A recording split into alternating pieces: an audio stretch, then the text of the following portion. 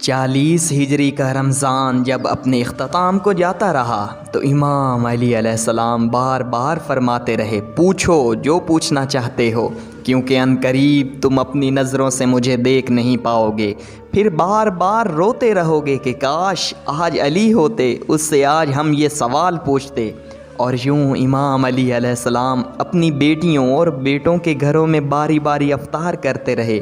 جب 18ویں روزے کے افطار کا وقت قریب آیا تو آپ نے اپنے بیٹے حسن سے کہا کہ حسن جاؤ اپنی بہن ام کلثوم سے کہو کہ آج اس کا بابا اپنا روزہ اس کے پاس افطار کرے گا۔ بی بی ام کلثوم امام علی علیہ السلام کے لیے دودھ، نمک اور جو کی روٹی کا اہتمام کرتی ہیں۔ جیسے ہی امام علی علیہ السلام اپنی بیٹی کے گھر پہنچے تو آپ علیہ السلام کی بیٹی نے دسترخوان بچھایا۔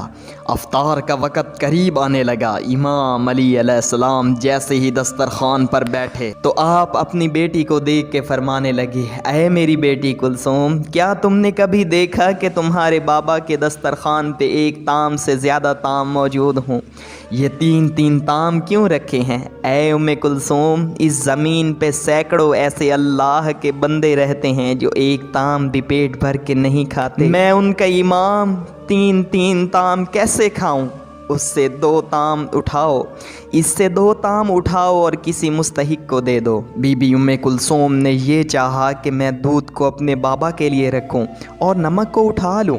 جیسے ہی بی بی نے ہاتھ قریب کیا تو امام علی علیہ السلام فرمانے لگے، اے کلثوم، یہ دودھ پڑوس کے یتیم بچوں کے لیے رکھ دینا۔ امام علی علیہ السلام نے نمک سے روزہ افطار کیا اور پھر اللہ کی عبادت میں مشغول ہو گئے۔ اللہ کی عبادت بھی کر رہے ہیں اور بار بار آسمان کی طرف دیکھ کے یہ فرما رہے ہیں کہ آ گئی وہ رات جس کا اس علی سے وعدہ ہوا تھا۔ بس سے ہی فجر کا وقت قریب آنے لگا تو آپ علیہ السلام نے وضو کی نیت کی، امامہ سر پہ رکھا، ابادوش پہ لی اور ان نعلین مبارک کو اپنے قدموں میں پایا جو جگہ جگہ سے سی ہوئی تھی۔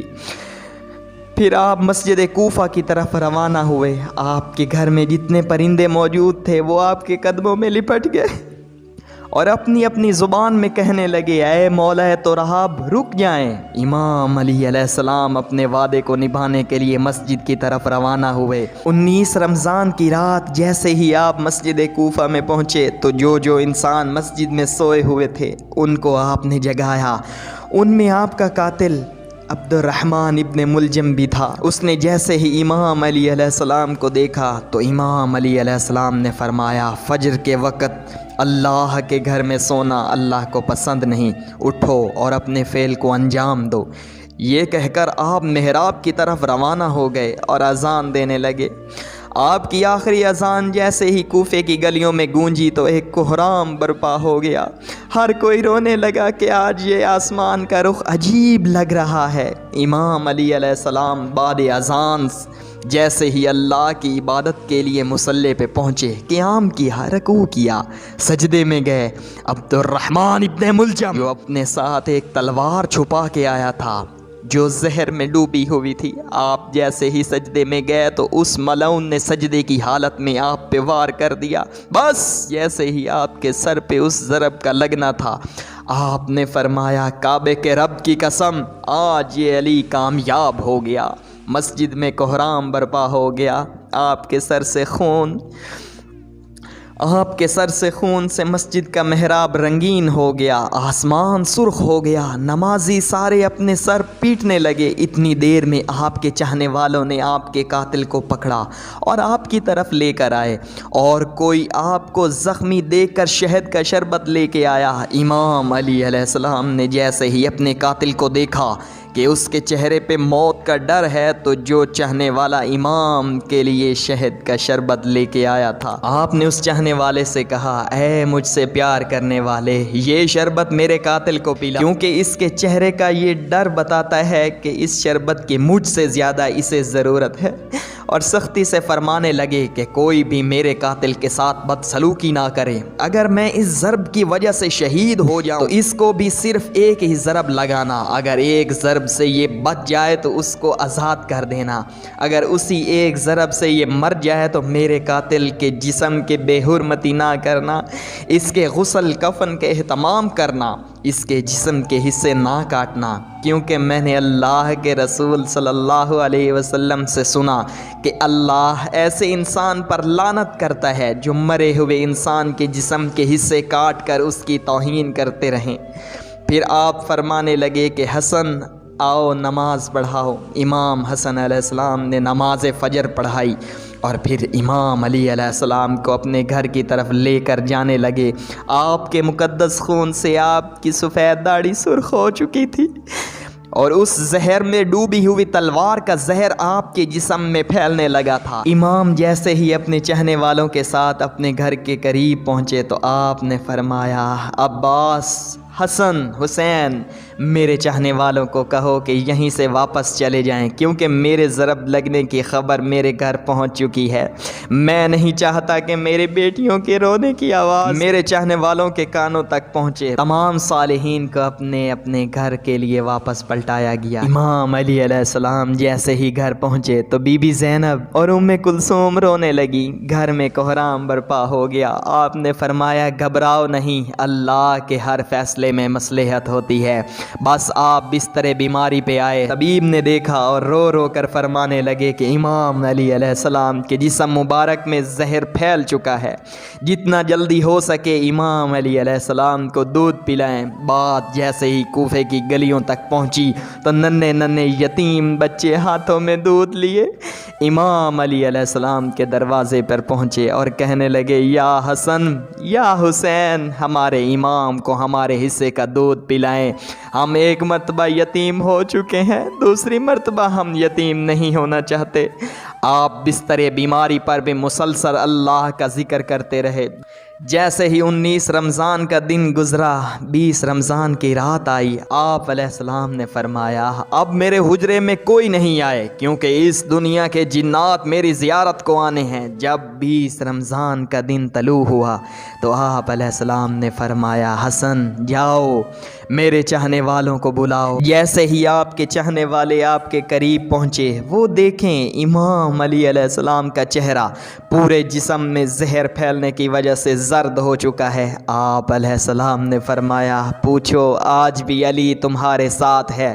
میں زمین کے رستوں سے زیادہ آسمان کے رستے جانتا ہوں، پوچھ لو، کیونکہ جب تم اپنی آنکھوں سے مجھے نہیں دیکھ پاؤ گے تو بار بار پچھتاؤ گے، کاش کچھ اور پوچھ لیتے۔ آپ کے عقیدت مند زار و قطار رونے لگے۔ کسی نے آپ سے سوال کیا اور کسی نے آپ سے جواب لیا، کوئی آپ کی زیارت کرتا رہا۔ جب سارے لوگ چلے گئے تو پھر آپ علیہ السلام نے فرمایا، حسن ہمارے پورے خاندان کو جمع کرو۔ سارے خاندان کے افراد آ گئے تو آپ فرمانے لگے، اب اس خاندان کا وارث حسن ابن ابی طالب ہے، جو حسن کہے وہ تم سب ماننا۔ اور حسن سے فرمایا، اے میرے بیٹے حسن، اپنے نانا کے صلح حدیبیہ کو یاد رکھنا، جہاں تک ہو سکے انسانوں میں امن اور محبت کا خیال رکھنا تاکہ انسانوں کا خون نہ بہے۔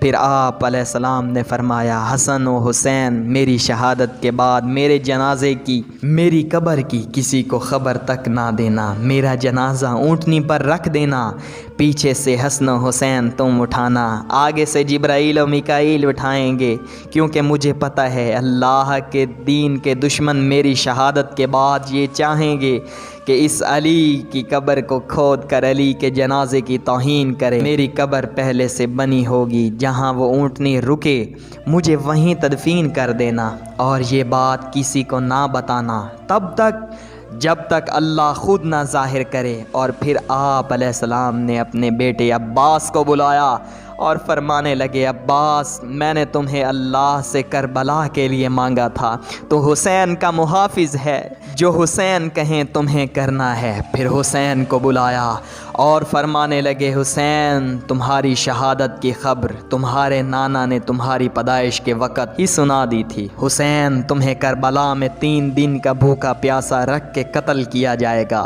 تمہارے بچوں کو، بھائیوں کو، ساتھیوں کو تمہارے سامنے ہی مارا جائے گا۔ کہا حسین حسین تمہاری لاش پہ گھوڑے دوڑائے جائیں گے، تمہاری شہادت کے بعد میری بیٹیوں کو، تمہاری بہنوں کو، ہمارے گھر کی عورتوں کو اسی کوفے اور شام میں پھرایا جائے گا، ان کو پتھر مارے جائیں گے۔ حسین جب تمہارا آخری وقت ہو اور الوداع کہنے بیویوں کے خیمے میں آؤ تو اپنی بہنوں کے بازو چوم کے یہ کہنا کہ بابا نے کہا تھا کہ اسلام کے لیے ہر غم سہنا اور اسلام کے پرچم کو ہمیشہ بلند رکھنا، ہر موڑ پہ اللہ کے رسول کی نبوت کی گواہی دینا۔ بس اتنی دیر میں آپ فرمانے لگے سلام ہو یا رسول اللہ۔ گھر میں کوہرام برپا ہو گیا، سب فرمانے لگے یا علی کیا ہمارے ساتھ رسول پاک ہیں؟ امام علی علیہ السلام نے فرمایا ہاں اللہ کے رسول اور تمہاری ماں فاطمۃ الزہرا مجھے لینے آئے ہیں۔ یہ کہہ کے آپ نے اپنی مبارک آنکھیں بند کیں اور گھر میں ماتم کی صدائیں بلند ہو گئیں اور یوں حسین کریمین یتیم ہو گئے۔ آپ کی شہادت کے بعد آپ کی وصیت پر عمل کرتے ہوئے آپ کے جنازے میں کسی کو بھی شریک نہیں کیا گیا۔ آپ کا جنازہ پیچھے سے حسن و حسین نے جیسے اٹھایا، آگے سے جبرائیل و میکائیل اٹھانے لگے اور ایک نورانی اونٹنی پہ سوار کر دیا۔ حسن و حسین جبرائیل و میکائیل کے علاوہ کسی کو خبر تک نہیں ہوئی، خاموشی سے اس اونٹنی کے پیچھے چل ہی رہے تھے۔ جیسے ہی کوفے سے تھوڑا آگے گئے، ایک چمکیلے پتھر پہ وہ اونٹنی رک گئی۔ اس پتھر کو ہٹایا گیا تو وہاں ایک قبر پہلے سے ہی بنی ہوئی تھی اور اس پہ لکھا ہوا تھا کہ یہ قبر اللہ کے نبی نوح نجی اللہ نے بنائی، اللہ کے اس ولی علی کے لیے جس کے صدقے میری کشتی کو نجات ملی۔